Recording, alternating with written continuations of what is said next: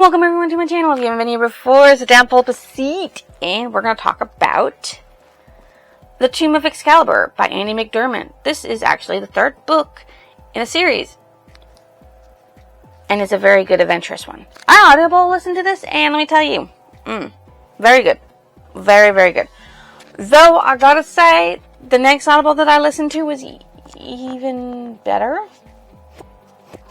Yeah, even better. Anyways, we're going to talk about this one, though. Okay? So, a legendary weapon, a ruthless assassin, a perilous hunt. Excalibur. Legend has it that he who carries King Arthur's mighty sword into battle will be invincible. But for more than 1,000 years, the secret to the whereabouts of this powerful weapon has been lost until now. Archaeologist Nina Wilde is hoping for a little R&R with her fiancé, former SAS bodyguard Eddie Chase, but the couple's plans are dashed when a meeting with an old acquaintance propels Nina and Eddie into a razor-edge hunt across the globe, battling a team of elite mercenaries who will stop at nothing in order to claim a prize every treasure hunter has coveted since the final days of Camelot. Nina and Eddie must do everything they can to keep the legendary blade from falling into the wrong hands, because the truth behind the sword's power, and those who seek it, will not only shock the world, but plunge it into a new and more devastating era of war. Alright, so this starts out with a bang. Obviously, it's an action-packed. I really think these should be movies, okay? These are really good, and I think they should be movies, because I think they'd be really great movies. Okay, I know they wouldn't be able to put everything that goes on in the book in it, but honestly, it would still be very good movies. These are action movies. Action books that should be movies, okay? Action books that should be movies. I need my Nina Wilde and my almost balding Eddie Chase, okay? I need them. I need them, okay? She's 30, but she's awesome, okay? Still doing freaking awesome things, including sinking subs. Like, that's literally her thing. I think she's sunk like 5 subs so far throughout 3 books. It's beautiful. She sings 2 of them in this one. 2 subs in 1 book. Freaking awesome. Alright, so let's get into it, okay? So, this group of people come up on a church as this churchman priest is closing the church up. And they want to go for like a tour. And he's like, no, sorry. And then he realizes that something bad is going to happen. And he tries to protect the church and run away. Unfortunately, he does end up dying as he's trying to run away to one town to help him out and everything with it. This is happening in Italy, I believe. I can just look at the first couple pages and tell you whether it is Sicily. It happens in Sicily, right? And they find what they're looking for, which is the tip point of a broken sword. That's what they're looking for. A tip point of a broken sword, right? So, then it jumps to Nina Wilde getting recognized by the president for her awesome heroics in the Tomb of Hercules. Okay? And, of course, Atlantis. With Chase on the sidelines watching as she gets a medal. And then they go to pop to England because Nina wants to meet Eddie's family. Obviously, because they're engaged to get married. But before they can do that, she goes into the office and she listens to this weird message phone call from this guy named Bert Russ. Oh shit, that fell on the floor. I'll get it later. Anyways, Bert Rust wanting to meet Nina. So, while she's got this disc, it's actually a letter, I think. She's got this disc, and she wants to go and look at it, but she's like, I'll just look at it on the plane on our way to England. So, Eddie really does not want to go back and see his family. He's like a little exchange from them. His mother did die, and then he joined up with the SAS, like, almost immediately afterwards. And he doesn't really want to go. But, you know, Nina wants to meet them. So he's doing it. Because Nina wants to meet them. What happens after, on the plane, she loads up the disc, and it's password protected. And she's like, well, I don't understand. Why is it password protected?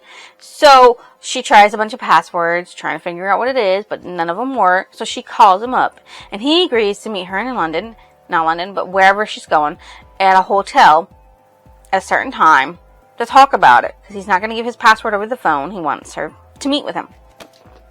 So she agrees after she meets Eddie's family. So they get to London and they get to go meet his family, right?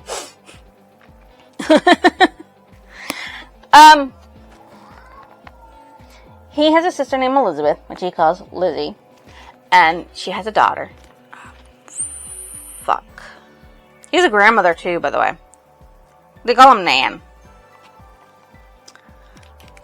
Nope, that's not it. That's not it either. Holly, her name is Holly. The Nan, who is Nan? Does Nan have a name, or is it just Nan? Catherine, call her Nan. Okay, so Elizabeth gives Eddie a cold welcome. Holly is all about her awesome, cool uncle.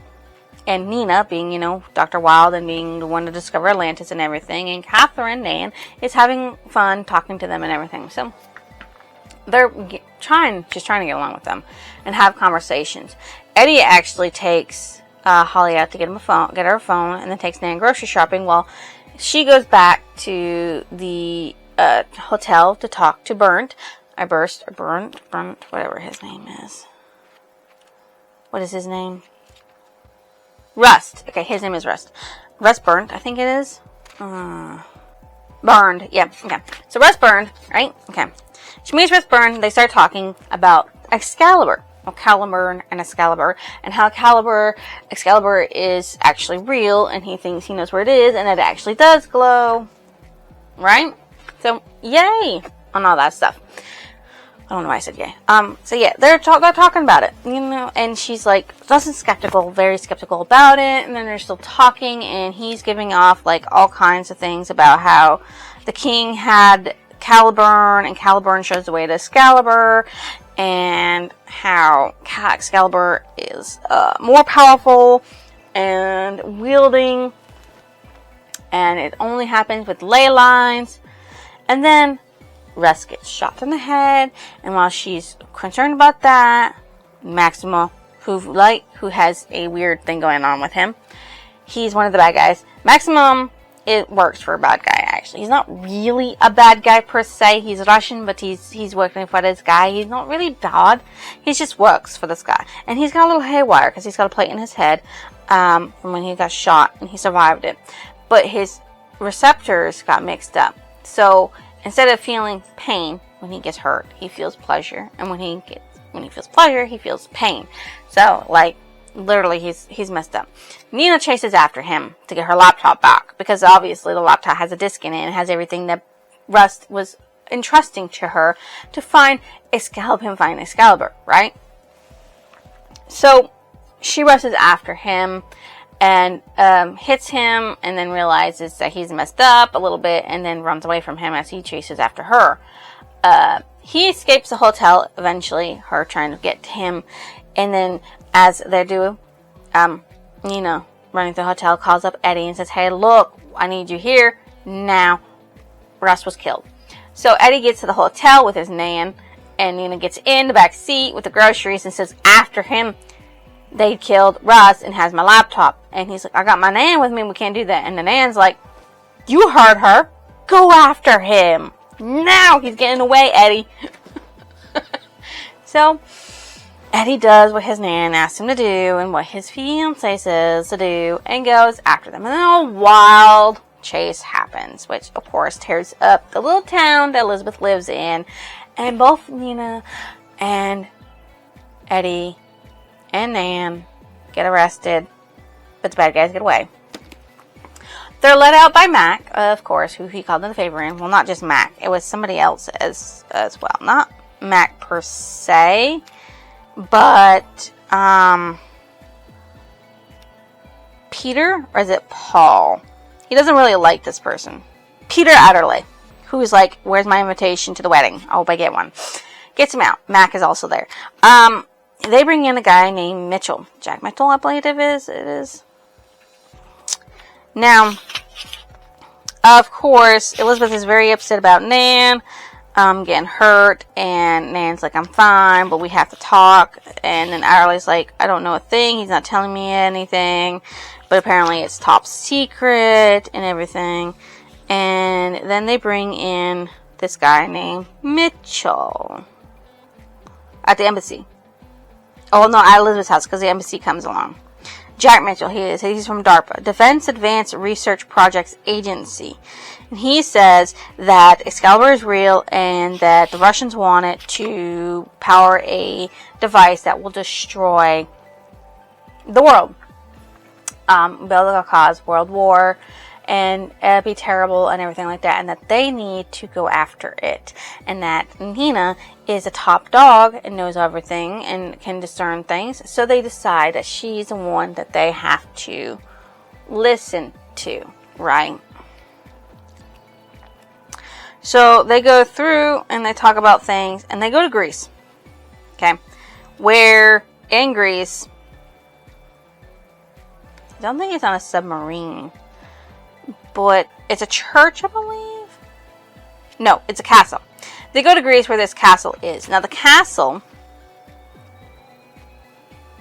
well, actually, first thing is they get to Mitzi, and they ask Mitzi for some help, because Mitzi can get them to the castle to talk to the man and get them in to see the thing. Mitzi's mother, Bridget, does not want her to do anything about it, but Mitzi's like, oh, you saved me, so I'm going to do what I want. So they go to Zurich, where they think one of the pieces is. Now, I don't necessarily remember where in it they find it, but I do remember they do eventually find it. And what they find is, I believe, the hilt. No, not the hilt of the sword. They find the long piece that's broken off. So now the pointy piece is by the Russians. They find the big piece, and now the hilt is all that's missing from it, right? So then they're like, all right, we can go in. So they go to speak to the guy who most likely has it. It's was taken, and it's from the Nazis. So the Nazis have it, and he's like, well, this German guy might have it because it's close to home. He thinks it is, right? Where exactly? Oh yeah, Mitchell and Nina joke about Mighty Python, and it gets him a little upset about it. Stromberg, right. Stromberg Castle, and Stromberg has it. And he's like, they looked at this map, not a map, but a blueprint of his castle, and they found this discrepancy in the cellars. Well, the discrepancy is there in the cellars, yes, and he goes down into the cellar, and they, of course, obviously can see that it's got a fake wall, and when they go inside, it's a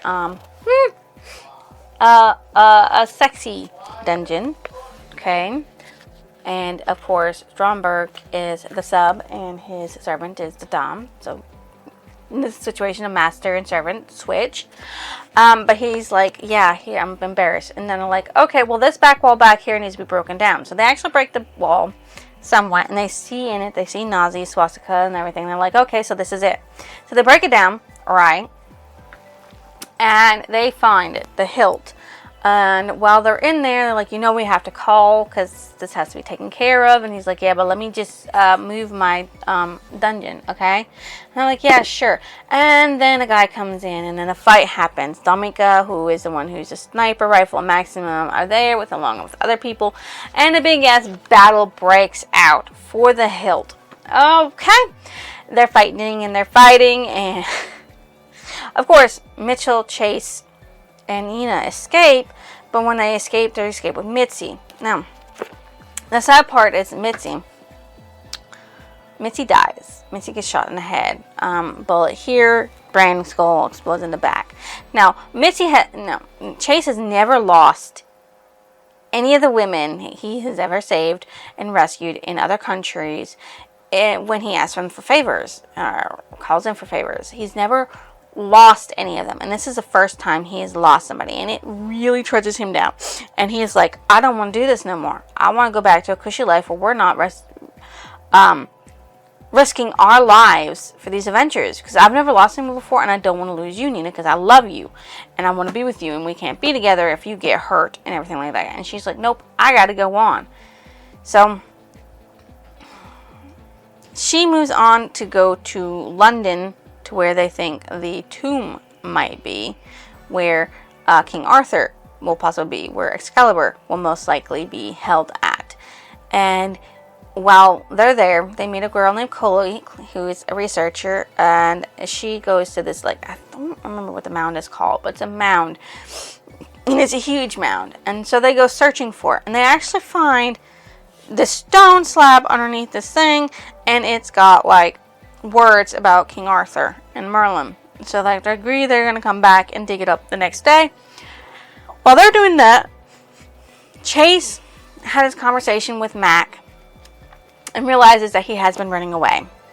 And he decides to confront it. So he goes to speak to his sister Elizabeth about things that happen. Now, Chase's dad apparently was a terrible, horrible guy that was very mean to their dying mother, as in he was cheating on his mother who was dying, and he couldn't stand it, and so he left. And in that leaving, he forced his sister to drop out of school, who was going to become a financer or something like that, and forced her to work for menial jobs. And he apologizes to her for it, saying that I couldn't handle it. I couldn't stay. I had to get out. And I'm sorry it ruined your life. And she's like, I accept your apology. I'm not actually upset about you for that shit. And so he's like, I really want to marry Nina, and I really want her to be safe.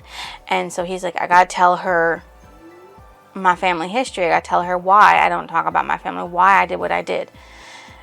So he calls Nina up, and he's like, oh yeah, I'm here with Mitchell at this place, and we're gonna go find it. And he's like, I told you not to go. And she says, you're not the boss of me. I do what I need to do. I have to do this.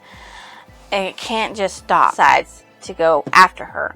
And the next day, as he's on his way there, they go in to this tomb after they dug it up, and then they find out that it's actually got riddles in it, and they need to solve them or booby traps happen. And Chloe helps them through a lot of it. There's myth and legend, myth and truth. So they have to separate between the myth and the truth. And Mitchell and Nina do make it to the side where the tomb is, but they had to go underwater. So, like, they're soaked, and Nina's wearing Mitchell's shirt over her bra because they had to wear the least amount of clothing so they wouldn't be bogged down. And they get inside after the last trap, which apparently is an explosion of methane, which kills everybody, obviously. They drain out the lake majority of it, so there's that. And they go into the tomb, and the tomb has, like, the round table on the ground, has all these people, and Mitchell's like, oh, well, we have to place them in the right order, right? And Nina's like, yeah, I suppose we do. She tries to contact Chloe. The bad guys show up after Chase does. Of course, Chase goes in, very upset, and goes to go down and find them. And then the bad guys show up, and they capture Chloe, and they decide to wait outside the tomb for them to come back. Because obviously, they want Excalibur. Eddie shows up, and they have an argument, and then as Mitchell is putting in the ones, thinking that there's no reason because they all look the same, he goes to put the last one in. Nina stops him and says it's a trap. Don't. It's the final trap. And she points out that there's holes in the ceiling with mildew and stuff, and that the trap, there's a door that will go slam down. And she's like, this place will fill up with water and will drown if you do that. So don't do it, okay? Oh, one guy does actually go down, or is it two guys? They go down into the water, into the tomb to get the Excalibur, because they know Nina's down in there. But it's not the bad guys, the main bad guys. One of them is Kowalski, I think it is, and the other one is, I don't remember. Don't really care. He doesn't really matter in the end. because neither of them are actually bad guys. So, while they're there, okay, Nina finds the real truth and unlocks the door, and there is the king and his wife, Guinevere, tombs, and Excalibur in between them in a block of stone. Mitchell tries to pull it out. Chase tries to pull it out because Chase is like, oh, I gotta do this. I'm the king of England. But he doesn't pull it out. And Mitchell doesn't pull it out. But when Nina touches it to pull it out, she literally pulls it out. And it's glowing. So it's like, ooh. And then she puts it in. It stops glowing back in the stone. She just pulls it back out. Bad guys show up. And so this fight ensues. And one of the guys triggers the trap. The water's rushing in, and they're still fighting, but the three of them get out, leaving the one alive bad guy trapped in there to drown.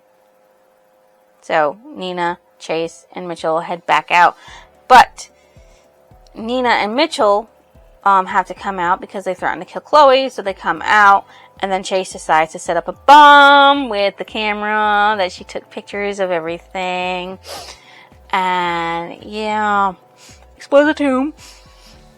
But unfortunately, Chloe does get shot and dies.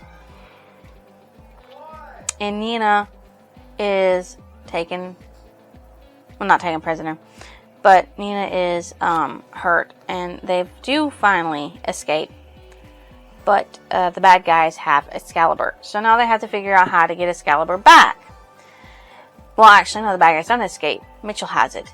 But Nina, who's a little worried about the way Mitchell is acting, thinks they're sketchy, and he goes to actually trade the sword. So the main bad guy, Krofsky, I think it is, and yeah, they have this big ass fight or anything that happens because of it. Yeah. So, because Mitchell was playing a double agent, he was actually pretending to be on the side of Kruvglog, that's his name, and everybody. So, yeah. He's like, Vaskovich has it now, has a sword now, thanks to you guys. You fucked up my undercover agency trying to get in to stop Kruvglog and Vaskovich from doing their evil deed. So she's like, well, we have to plan a way to get in. And he's like, I know somebody in Russia that can help us out. The Pavlov is a very creepy guy with young girls to entertain, of course, prostitute. So they sit there and decide that Nina's going to go in as one of Pavlov's girls and try to find, we'll flip the switch to put the breakers off so Chase can run in and get to the sword. That stuff goes off without a hitch. And of course, Mitchell and Chase have the sword, but Kowalski has Nina. So they agree to a switch off where he gets the sword, and they get Nina. Of course, it doesn't officially work out that way. Vaskovich ends up with the sword and Nina. And Nina is taken to a submarine. Holds this device underwater that is very important. Now, what this device does is actually it's going to be a power source for Russia. It's a power source. That's what he wants for Russia. He wants to put Russia in the forefront for power. Energy, lights, what we have here, that's what he wants. So how he plans, and that he will sell it to other people, this power source, so that way energy is tapped into it and they can use it for a lot of things. He wants to sell it, be the head of the and everything. Sony is like, wait, you're not the bad guy? He's like, no, I just want this for Russia. I don't want it for nobody else. I want it for Russia. I don't plan on starting a war or anything of the like.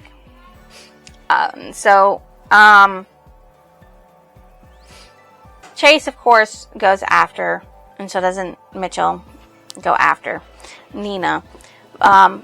Chase actually breaks in and gets to Nina. The sub starts going down, and that's when they find out that Mitchell actually has his own Black Ops, and he's trying to take the sword and Nina to power the sword, because Nina can make the sword glow and pull more power from the earth for the ley lines and make the device work. Of course, they have their own device for England, for American, so he's like, I need them both.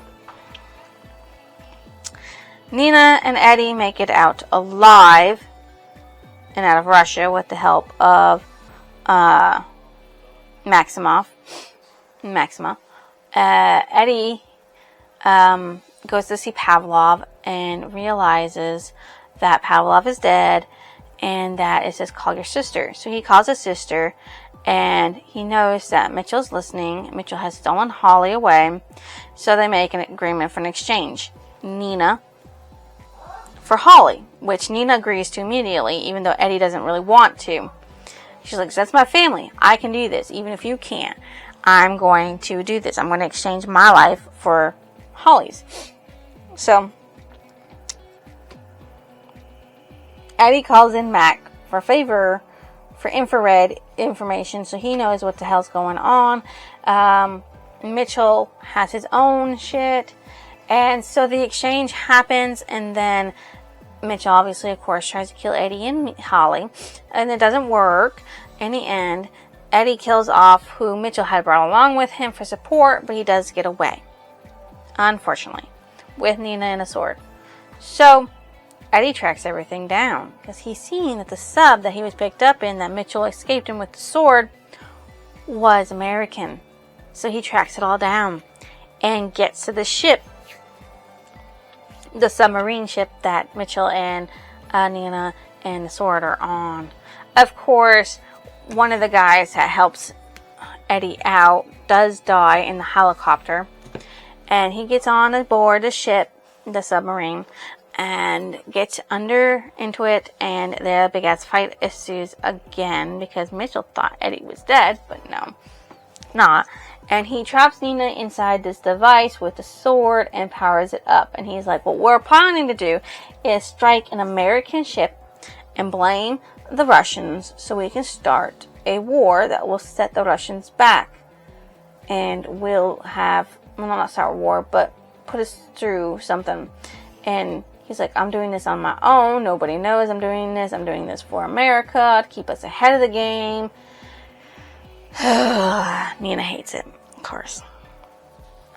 A big ass fight ensues. Eddie's about to be dead. Nina sits there and stabs Mitchell through the chest. Mitchell, of course, dies. And Eddie's like, man, well, I can't really say that, you saved me. And she's like, well, I mean, like, you've saved me plenty of times too. So they escape the sinking sub. Of course, it's the second one. She's sunk. And with Excalibur, with the help of Truly, who knows more about submarines than anything else, right? They escape. They get back to land in England on a jetpack, by the way, on a boat. They land on a boat that brings them to England, but it's off through a jetpack. Yeah, crazy, right? They contact the right authorities, but they say Excalibur sunk with the ship. But what actually it is that they find a lake in England where Nina tosses a sword in. Now, my theory is that Excalibur sword was made to resonate with people who had Atlantean blood, which is why Nina resonated with it, and King Arthur did, as they most likely had Atlantean blood in them. So, King Arthur's tomb is found, they get credit for it, they get big, and they get blistered, and nobody can touch them, because at the moment they're famous, and don't you dare fucking do nothing about it. Then you find out that a dude in an office had been in control all along. And you know who you find out it is? Is the fucking President of America, Donovan. I think that's his fucking name. You find out Donovan was pulling the strings, and that his plan was to sit there and literally have polar resources for a decade. And it was to eliminate the Russians as a competitor for the polar resources for a decade. And it was because of Nina and her husband, President Victor Dalton. Dalton, that's his name. And Mitchell was working for Dalton, but of course Mitchell made it to where nothing would ever go back to Dalton. And he's like, I won't forget this because it's your fault that it happened. Also, Eddie sits there and gives out a date, asking Nina, you available on this day? And she's like, I am now. So they've agreed to a day to get married. Yay! But this is like a very action-packed, lots of stuff happens into it. I don't tell you everything, but a lot of action does happen. A lot of big-ass explosions and fights and trying to survive stuff that's happened in this book. And that's why I think these books should really become movies. My favorite character is, of course, I say of course like it means anything, but I would have to say Eddie, because of his bookeration of fuckery. He is like English all the way through and through, British definitely, and he is so very in love with Nina that he puts up with a lot of things that he doesn't really want to, and he does actually tell her the reason why he doesn't want to talk about his family all that much and why he was at odds with his family, and that he definitely does not want to talk to his father for being the teeny ass that he is, okay? That's just the way it goes for that. It's a great book. I loved every second of reading this. I mean, listening to it, but reading it as well. My most listed character is President Dalton, but was, while I was reading it, Mitchell, when you learn that he's like not very trustworthy at all, and he's very much hitting on Nina because he needs Nina's body to power this Excalibur, to power this weapon that will let them blow up ships freely from anywhere in the world.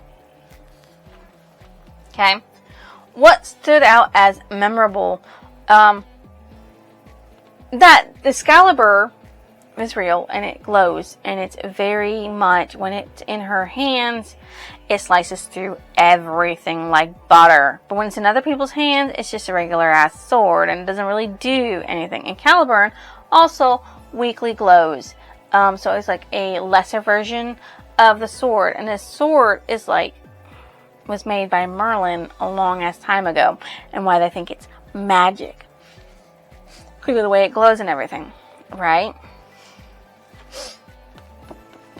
My favorite passage, I think I have got these like 2 places. That's the quote, and so that's not it. My favorite passage, no, maybe that is a quote. No, I just have 2 quotes. I don't think so. I don't really have a favorite passage. I just got 2 quotes. 2 quotes, okay. So, when they're about to, with, Pavlo, I think his name is, his name is Pravoski, but I think his name is Pavlo, anyways, his first name. When they're about to infiltrate Vascovich's, castle, or home, and he's like, I don't want you going in there, it's too dangerous, and she's like, I'm going in, and he's like, no, it's better than me than you, and she's like, no, Eddie, it's not. You don't want to see me get hurt, well, I don't want to see you get hurt.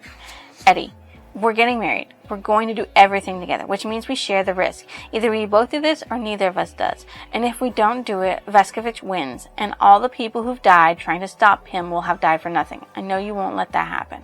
Well, I won't either. Which is very, very sweet. But my favorite one, okay?